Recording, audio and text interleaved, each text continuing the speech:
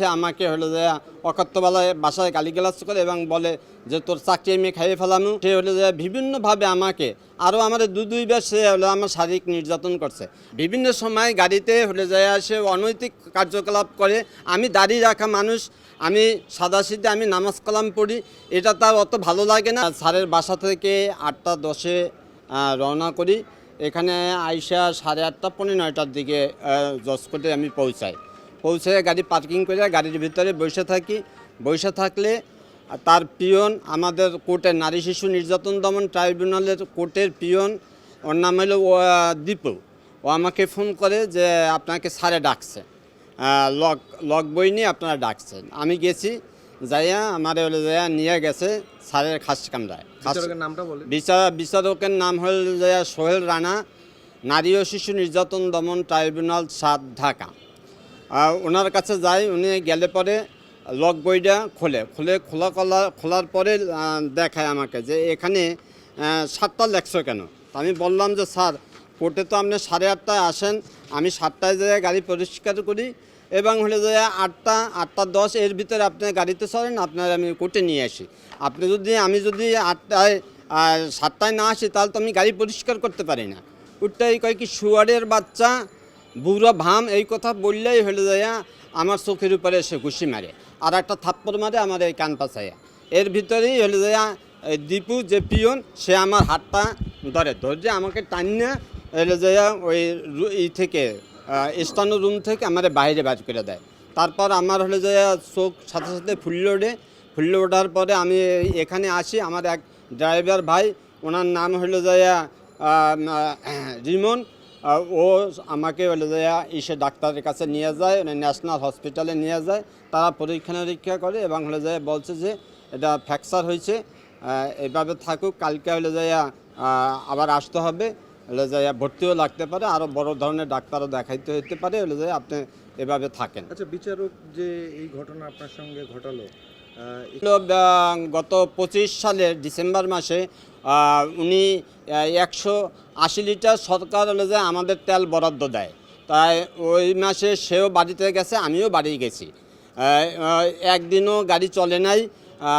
সে ওই মাসে 170 লিটার তেল উনি এজির মাধ্যমে ওখান থেকে যে টাকাটা আসে বা 122 টাকা দামে, এই টাকাটা উনি নেয়। নেওয়ার পরে আমি ফেব্রুয়ারিতে বলি যে স্যার লক লিখতে হবে তো, তাহলে আমি এটা কীভাবে কী করবো। তাই বলে যে হলে যাইয়া আমি পরে জানাবো। তা আমি বললাম যে স্যার, আমি তো লক লিখতে পারতেছি না, মার্চ মাস হয়ে গেছে কি, আপনি আমি পরে জানাবো। এই ফেব্রুয়ারি গেছে, ফেব্রুয়ারিতে বলে যে তুমি লেখো। এই লেখার পরে আমি লিখছি, লেখার পরে এখন আমি ওভারটাইম, আমি যখন লক লিখছি তেল দেখাইছি তখন ওভারটাইম হয়েছে। তখন আমি যখন দেখাইতে গেলে হলে যে সে আমাকে হলে যে অকথ্যবেলায় বাসায় গালিগালাজ করে এবং বলে যে তোর চাকরি আমি খাইয়ে ফেলামু। এবং সে হলে যে বিভিন্নভাবে আমাকে আরও আমার দুইবার সে হলো আমার শারীরিক নির্যাতন করছে। আমি মান সম্মানের ভয়ে আমি কারো কাছে বলি নাই। সে একবার তার গানম্যান দিয়ে আমাকে মারাইছে। গানম্যান আমাকে মারছে, আমি তার কাছে বিচার দিব তো ভালো কথা, সে উল্টে বিলে আরও বলে যে কোনো যদি কথা বলো তাহলে হলে যে আমি হলে যাই তোর চাকরি খাইলাম, তোর হাইকোর্টে দৌড়াইতে তোর জুতা শেষ। আমি কইছি স্যার, আমার ওভারটাইমও লাগবে না, আর কিছু লাগবে না স্যার, আমি ওভারটাইম নেব না। আমি আজকে এই প্রায় 6-7 মাস ধরিয়া ফেব্রুয়ারি পর্যন্ত আমি ওভারটাইম নিছি, এরপর আর আমার ওভারটাইম সে দেয় নাই এবং আমি নেই নাই। সে বিভিন্ন সময় সব সময় আমাকে মানসিক এবং শারীরিক চাপের উপরে রাখে। গাড়ি ময়লা, তাই এইটা করো নাই, তাই ওইটা করো নাই।